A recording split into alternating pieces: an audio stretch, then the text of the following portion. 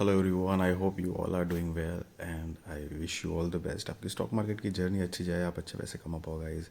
And thank you so much for watching my YouTube channel videos. So वैसे आज की बात करें तो निफ्टी की एक्सपायरी थी काफ़ी बढ़िया रही। मार्केट काफ़ी ऊपर गया और एक तरह से समझ लो कि मतलब बुल्स जो थे वो वापस थोड़ा अप ट्रेंड में लाने की कोशिश कर रहे हैं। ऑल दो लेट्स सी आगे क्या होता है, बट आई होप जो ट्रेडिंग करते होंगे उन्होंने कुछ पैसे कमाए होंगे गाइज। एंड चलिए, तो एक नया आईपीओ आने वाला है फेबटेक टेक्नोलॉजीज लिमिटेड का, तो आईपीओ डिटेल्स देख लेते हैं। आईपीओ डेट 3 जनवरी 2025 से लेकर 7 जनवरी 2025 है। फेस वैल्यू 10 रुपये पर शेयर, प्राइस बैंड 80 रुपये से लेकर 85 रुपये पर शेयर है।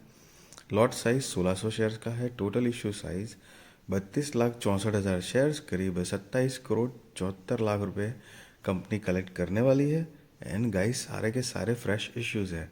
एक भी शेयर ऑफर फॉर सेल मतलब ओएफएस के ज़रिए नहीं आएगा, तो ये सारे पैसे जो है वो कंपनी के अंदर जाएंगे, यूज़ होंगे, मतलब ग्रोथ, डेवलपमेंट, एक्सपांशन, कुछ बोरिंग्स चुकानी हो या कुछ बिजनेस के रिलेटेड जो भी मटेरियलिस्टिक चीज़ों की परचेजिंग करनी हो, वो सारी चीज़ें मतलब प्रमोटर मैनेजमेंट अपने हिसाब से बेस्ट डिसीजंस लेंगे इसका। अब इसका बेसिस ऑफ अलॉटमेंट 8 जनवरी 2025, इनिशिएशन ऑफ रिफंड्स 9 जनवरी 2025, credit of shares to demat वो भी 9 जनवरी 2025 है। लिस्टिंग डेट 10 जनवरी 2025, cut off time for UPI mandate confirmation शाम को 5 बजे 7 जनवरी 2025 है। Issue type book built issue IPO, listing जो है वो बीएसई एसएमई पे गाइस होगी। सो ये एक स्मॉल एंड मीडियम एंटरप्राइजेस का आईपीओ है, मेन बोर्ड आईपीओ नहीं है guys. And share holding pre issue 90,55,362 shares.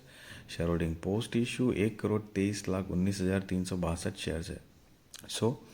आप ये जो शेयर होल्डिंग पोस्ट इशू का फिगर है उसमें से शेयर होल्डिंग प्री इशू का फिगर अगर माइनस करोगे तो आपको फ्रेश इश्यूज के नंबर ऑफ शेयर्स मिलेंगे।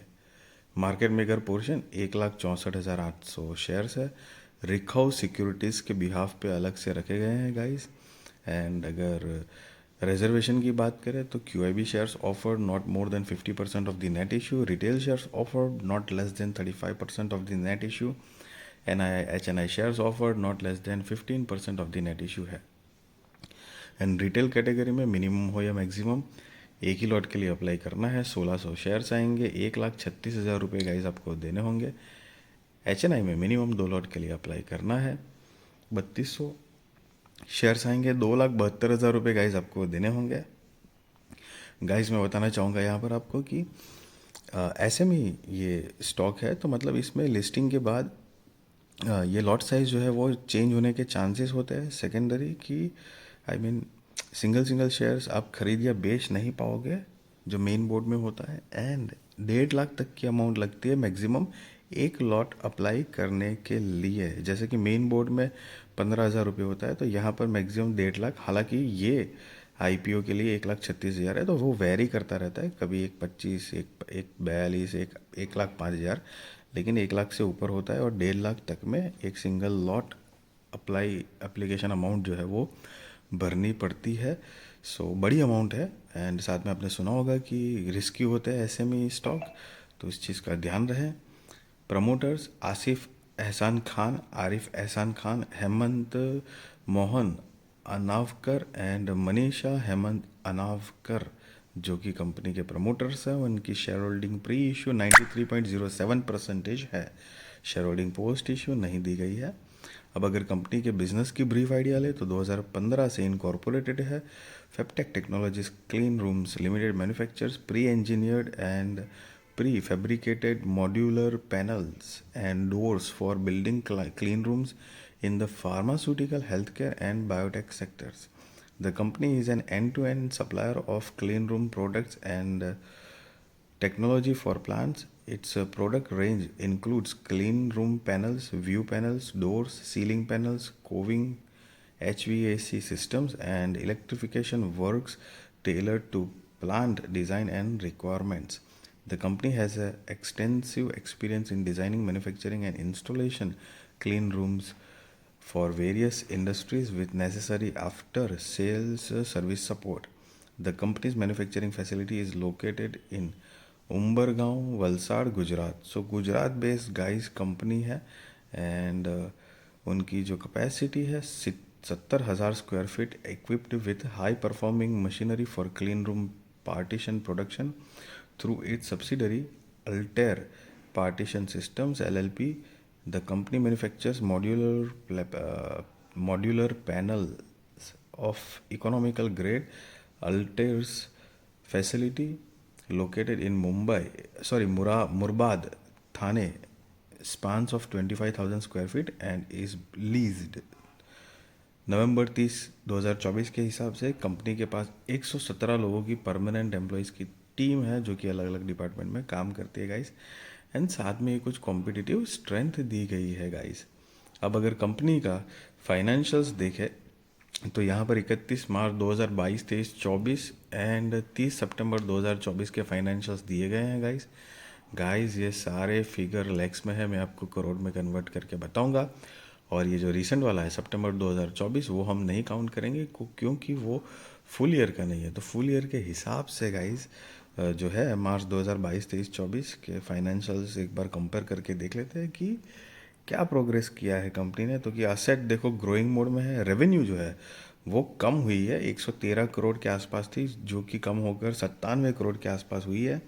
बट प्रॉफिट जो है, प्रॉफिट आफ्टर टैक्स, वो 3 करोड़ 60 लाख से बढ़कर 5 करोड़ 78 लाख रुपए के आसपास हुआ है.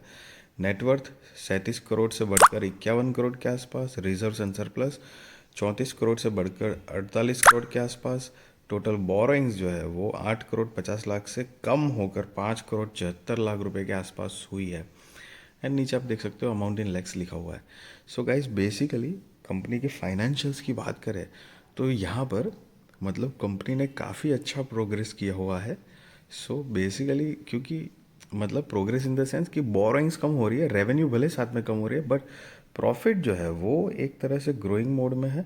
बट इतना भी कुछ खास नहीं है, नॉर्मल डिसेंट वे में है. But the best part is borrowing जितनी चाहे कम कर रहे हैं तो ये एक डेफिनेटली एड ऑन पॉइंट होता है क्योंकि कंपनी भी बहुत छोटी होती है गाइस. आप देख सकते हो 104 करोड़ का सिर्फ मार्केट कैप है.